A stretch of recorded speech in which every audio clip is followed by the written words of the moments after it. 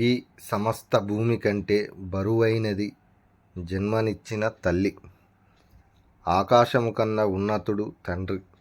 ఒక్కసారి తల్లికి తండ్రికి నమస్కరించినచో గోవును దానం చేసిన ఫలము దక్కును.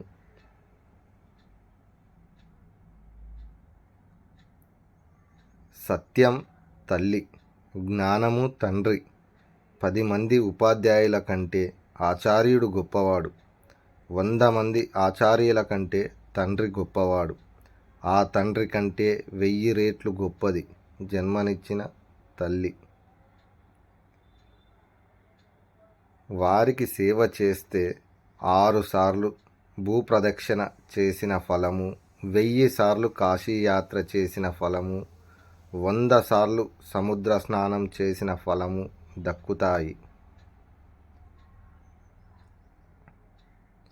ఏ పుత్రుడు అయినా ఏ పుత్రిక అయినా మాతృదేవతలను సుఖంగా ఉంచరో సేవించరో వారి శరీర మాంసములు శునక మాంసం కన్నా హీనం అని వేదం చెబుతుంది.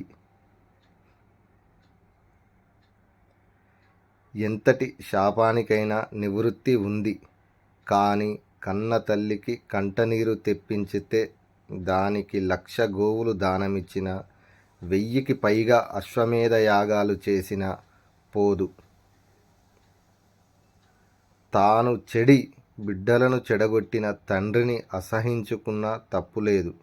కానీ చెడు నడతతో ఉన్న తల్లిని నిరాకరించిన అది తప్పేనని ధర్మశాస్త్రం చెబుతుంది. తల్లిని మించిన దైవం లేదు. Please watch and subscribe my channel.